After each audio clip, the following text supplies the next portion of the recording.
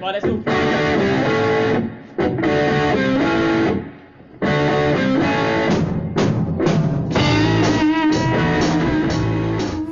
Hi guys, welcome to part 5 of the blues course that I've been doing.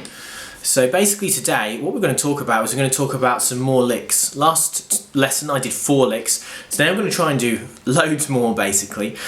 But first we're going to just have a little bit of a talk about improvising and where we're going to go from here. The main thing that I was always taught with improvising was that what you're really doing is you're playing licks or short phrases really, which is what a lick is. It's just a short, 3, 4, 5 notes of music, sometimes longer, sometimes even shorter, but just that kind of thing. And then what you're doing is you're using those licks and then you're just putting them all together. So the idea is that what we're going to do this week, added on to what we did last week, is that's going to give us a good amount of licks to use so that we can begin to improvise. And then so next lesson will be more talking about improvising and how we begin to string these together. But today it's going to be actually let's do some of these licks, okay? So the way we're going to break it is I'm going to do another 4 licks specifically to be played over the A chord. Okay, so I'm going to do 4 new licks that are slightly different to the 4 I did last time, just to be played over that chord. Then I'm going to do 3 to be played over the D chord, okay, in the 12 bar sequence. And then I'm going to do 2 to be played over the E chord, the 5 chord. Okay, so we're still using the key of A, we're still using that as our basis of our 12 bar. So that's going to be the plan. So it's quite a lot of licks to get through, but that's what we're going to try and do basically. We're going to try and get through 9, I think it is, licks, so that you then have altogether that'll be 13 licks that you can use and string together to play over the 12 bar. The idea is next time I will talk about improvising and then maybe I'll show you some ideas using those 13 licks. And the real thing for you will be then to try and use those licks to practice improvising yourself, which is the best way to practice this. But anyway, let's crack straight on with these licks. So the first one's going to be very, very basic. Again, key of A, I went through the scale a couple of lessons ago that all of these are going to come from. So it's an amalgamation basically of 3 different scales: the A minor pentatonic, the A major pentatonic, and the A blues scale, okay? So this first one is very much minor pentatonic.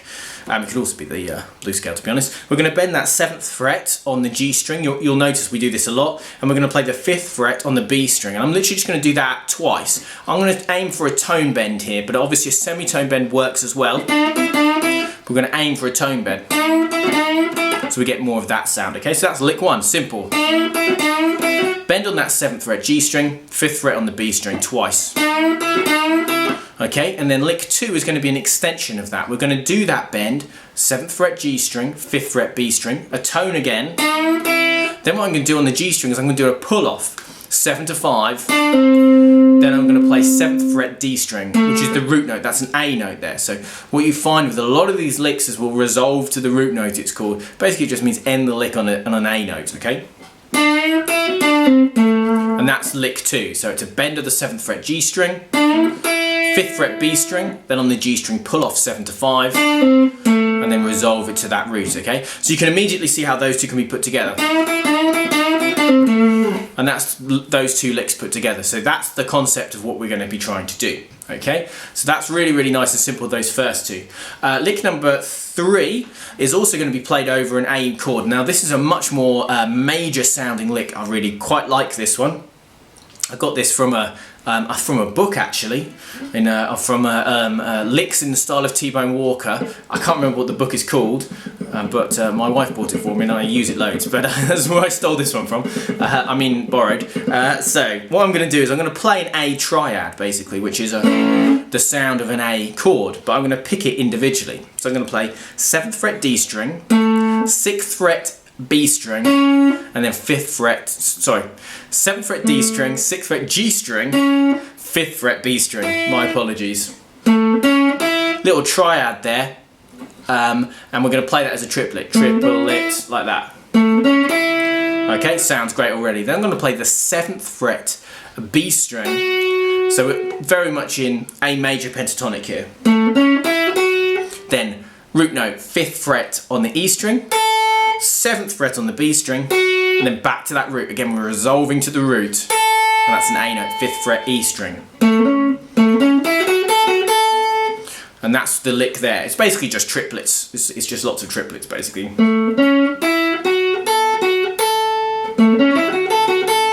Obviously, from there you could go on and do lots of cool things. But that's basically, you could even then tack on, anyway, I won't get into that too much, but like last time we did this lick. Well, here we could go. Okay, so that's the thing we're going to be doing next week. I'm getting excited, so I'm getting ahead of myself. So there's that lick, that A major triad, 7, 6, 5. Okay, so we work down the string, D string 7, 6th fret G, 5th fret B, then 7th fret B, 5th fret E, back to that 7th fret on the B, and then back to the root note, 5th fret E. That's the most complicated one, so I've gone through it a couple of times.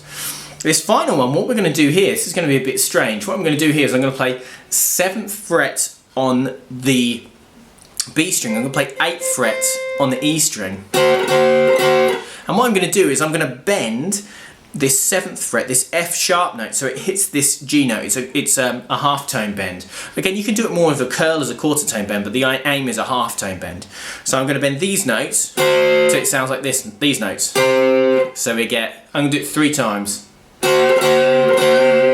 Like that. And that's a nice little thing, you know, to then go back. Just literally I'd resolve that to the root probably pretty quickly.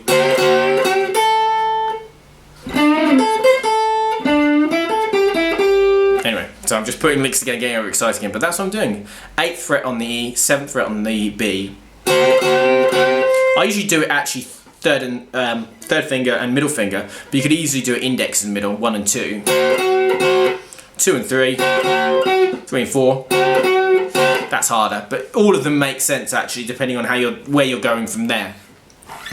So those are our 4 licks we're going to add over the A chord. So we've now got 8, 2, 3, 4. Yeah, 8. So these 4 we've added today are going to be then, and then.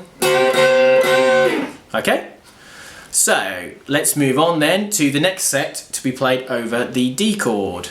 Okay, short break there, but yeah, now we're back. So these are going to be 3 licks we're going to play over the D chord. So a lot of those licks we've already played would still work over a D chord, but what I want to do is I'm going to give you some specific ones to aim to play over, just over the D chord. Now this is going to make life a little bit more difficult for you, but I really like to do this when I'm playing is to really follow the chord sequence a little bit, and I think it tonally adds a lot to it. I know that sounds muso and ridiculous, but it's true. So this is what we're going to do. We're going to do 3 licks to be aimed to play over the D chord. So what we're doing is we're still using those same scale shapes that we've amalgamated together, those 3 scale shapes, but now we're less targeting A notes. We're not going to be ending licks on A specifically. We're going to be more likely to end a note on a D, for example. I think one of them does anyway. So the first one is a really, really good way actually to practice doing fast licks, okay? Because what we're actually going to do is we're going to play 8 on the E string and we're going to pull off to 5 on the E, and then we're going to play 5 on the B. So we've got this, okay? Now I'm picking that down up,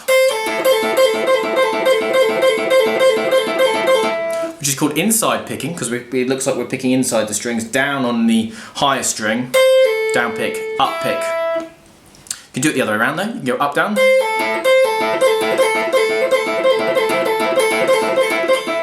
Which is called outside picking. Oh, I messed it up. There you go, Paul. And that's called outside picking. Either of those techniques works, but that's a very good thing to practice. Because what we get a lot in blues music is repetition, and these rapid fire repetitive licks is a great way to kind of show some speed and that little bit of acceleration, which is one thing I love in a lot of solos.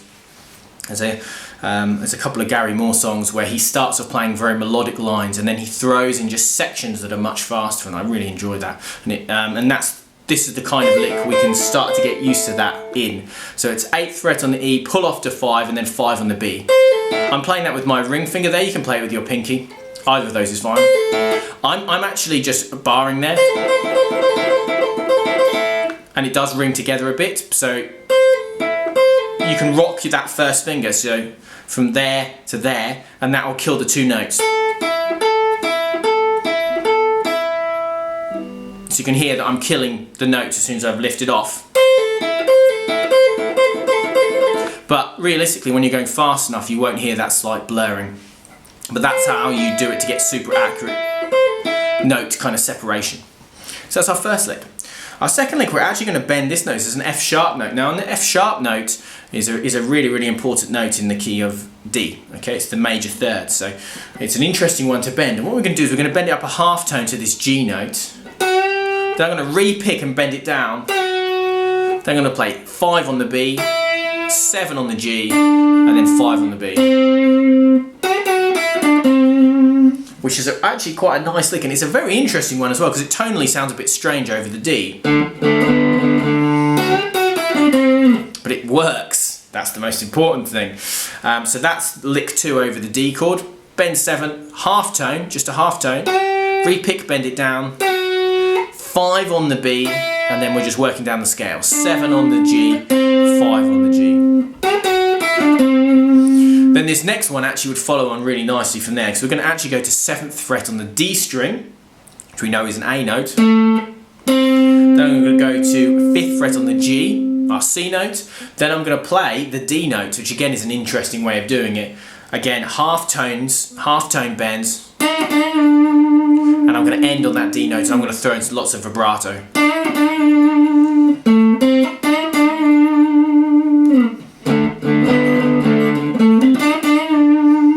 Really interesting tonally over the D chord, but it works really, really nicely. And you can probably see quite quickly how you could put together those 3 licks like that and create a really nice little passage. So those are our 3 licks over the D chord, okay? So now, today we've done 7 new licks already, and in total we're up to 11, so we're going to add 2 more licks to be played over the E chord. There's going to be another cut. Boop. Okay guys, so back in, 2 more licks to be played over the E chord. So, what we've got, so if you remember the 12 bar, we're probably only going to play this for 1 bar, this chord. So that's why we've only got 2 for it, and that should do. So again, same scales that we've amalgamated together, we're just picking the notes from those and using them over the E chord. So again, we're going to have a lot more E notes. Basically, this is the root here, E note, 5th fret B string is an E note, you see, so that's why we're going to have a lot more of these, okay? So I'm going to play, and that's going to be where I'm going to start the first lick. I'm going to play 5th fret B string, 8th fret B string, then 5th fret E string, then back to that 5th fret B string to kind of go back to the root. A couple of different, rhythms on that. I probably want to do it quite quickly. It's hard to do quickly and re-pick because you're picking. It's always hard to double pick when you're doing fast licks there.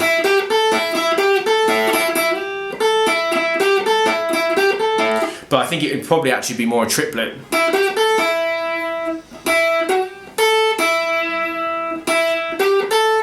Anyway, I'm just playing the same 4 notes over and over. You get the idea. That's lick 1 over the B. Over the E, sorry.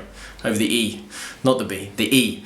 And then lick 2 is going to be very similar. We're going to play 8 on the E string. I'm going to actually do an 8 on the E. Then I'm going to actually play a 5th fret E. And I'm going to do a hammer on to 8 and then a pull off to 5th. Like that. So quite a fast hammer on. So it's going to be. And then I'm going to play 8 on the B. And again, I'm going to end on that root. 5th fret on the B string, which is an E note there. So again, you can see how those could link together pretty well. So, bit of a longer video this time, so I really wanted to get through a whole chunk of licks. So now, all together, so today we've done, 4, 5, 6, 7, 9 licks today, added on to the 4 we did last time, puts us at 13. So what we're going to do, the best way to do it is to try and learn those licks, and then next week we're going to talk about sticking them together. You've already seen a couple of examples of me doing that, and we're going to talk more conceptually about how we improvise using those licks, and then I'm going to play those licks. I'm just going to give you a couple of example solos using those licks. I'm going to try and just very much stick to those 13 licks that we've done and just show you how I'd connect them together and play some solos. And then from there, we'll talk about transposing keys and all that exciting stuff. So hopefully you're enjoying these lessons on blues. I keep saying so a lot. As usual, please like the video. Please comment on the video. It really helps. If there's anything specific you'd like to see me do, then let me know. I'm always open for ideas. And please subscribe to the channel. It really, really helps me as well. And yeah, I'll see you guys soon. Bye-bye.